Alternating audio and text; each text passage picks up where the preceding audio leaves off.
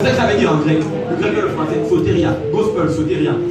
Désolé. Évangile, de l'anglais, gospel, de l'anglais vers le grec original, la version, lui, c'est bon. Ou King James, si vous voulez, on dit non, soteria. Qui veut dire le grec vers le français maintenant, c'est trop beau à croire pour être vrai. C'est trop beau à croire pour être une vraie nouvelle. C'est trop beau à croire pour être une vraie nouvelle. Qu'un homme ait le même pouvoir que Dieu lui-même est sur la terre. Que peu importe ce qui ne veut pas dire ça comme ça. Yes. Alléluia. Thank you, Jesus. Super. Ok, on avance.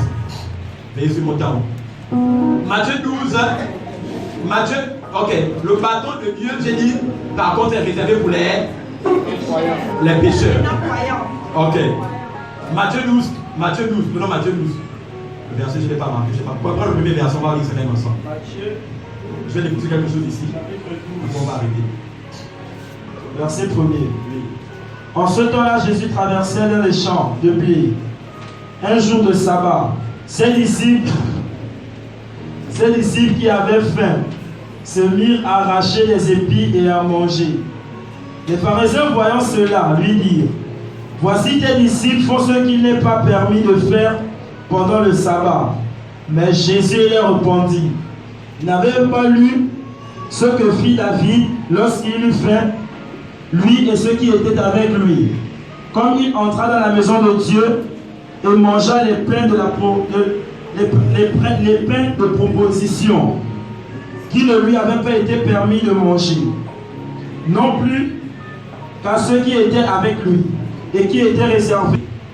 Le blasphème, Marc 3, quel verset? Ah, là c'est trop long, je n'ai pas dit le verset. Là on parle du blasphème.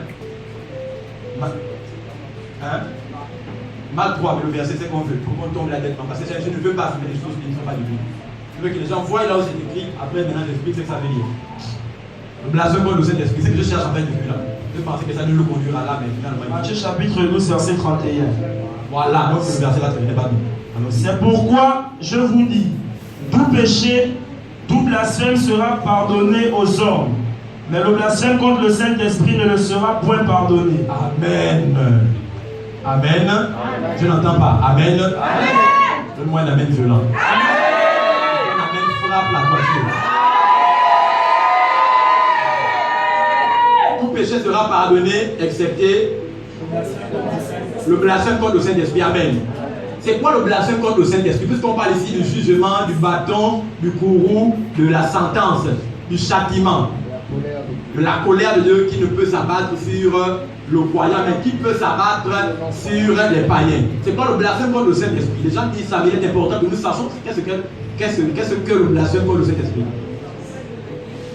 Le blasphème contre le Saint-Esprit, c'est quoi? Le blasphème contre le Saint-Esprit, comme les gens le disent à tort et à travers, n'est pas le fait de soumettre ou attribuer à Dieu, attribuer au diable les œuvres de Dieu. Non, ce n'est pas de ça. Les gens comprennent mal le contexte. Lorsque les Juifs ont dit à Jésus: tu chasses les démons par Belzébul, le prince des démons. Amen. Jésus ici ne parlait pas du fait qu'on attribuait ces miracles au diable. C'est ce que les gens vont souvent enseigner dans les églises. Ce n'est pas ça. Regardez bien. Regardez. Mais c'est quoi le blasphème contre le Saint-Esprit? Le blasphème contre le Saint-Esprit, c'est le rejet et le refus de ce que Jésus a accompli sur la croix de Golgotha en faveur du genre humain. C'est le seul péché que le Saint-Esprit ne peut pardonner.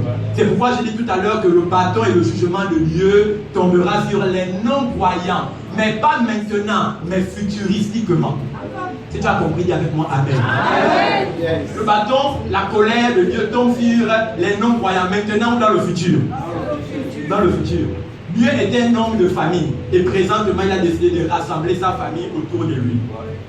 Ça veut dire que toutes les imprécations, les malédictions que vous pouvez proférer contre les gens qui font le mal dans la société actuellement, ça ne les touchera pas. Le premier texte qu'on a dit, c'était lequel? La colère des hommes n'accomplit pas la justice de Dieu. C'est moi qui parle, c'est moi qui parle. Donc il y a des choses qu'on fait, c'est le sport en fait dans les églises. Ça n'a aucun caractère, ça n'a pas d'impact spirituel. C'est pourquoi j'ai regardé certains grands à la télévision, j'ai dit, c'est quoi ça? C'est n'importe quoi. On envoie le feu et on détruit les gens.